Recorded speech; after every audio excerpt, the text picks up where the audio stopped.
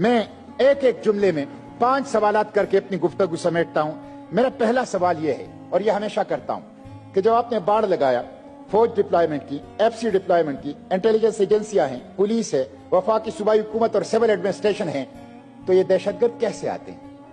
یہ ایک معمہ ہے، یہ ایک پہیلی ہے، یہ ہمیں سمجھ نہیں آ رہا کہ یہ دہشت گرد کیسے آتے ہیں اور کارروائی کر کے چلے جاتے ہیں۔ نمبر 1۔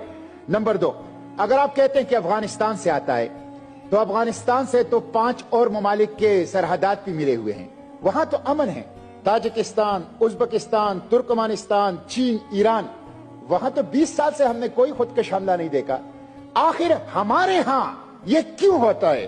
اور تیسرا سوال یہ ہے کہ یہ دہشت گردی کے واقعات گزشتہ 20 سال سے میں دیکھتا ہوں، یہ دریائے سندھ کے اس پار کیوں ہو رہے؟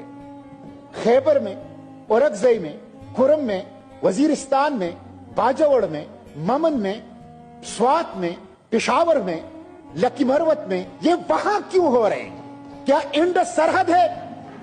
کیا یہ انڈس کے اس پار کی سرزمین کو دہشت گردوں کے لیے رکھا ہے، بم دھماکوں کے لیے رکھا ہے، خودکش حملوں کے لیے رکھا ہے؟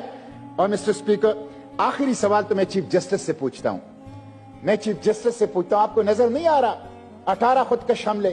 چیف جسٹس صاحب، 18 خودکش حملے، 54 دہشت گردی کے واقعات ایک مہینے میں، چھوٹی چھوٹی چیزوں پر سو موٹو لیتے ہو، پختون کے خون کی بہنے والی خون کے اوپر کب سو موٹو لوگے؟ یہ جو بکھرے ہوئے ٹکڑے ہیں پختونوں کے وجود کے اعضاء ہیں، ان کے اوپر چیف جسٹس صاحب کب سو موٹو لوگے؟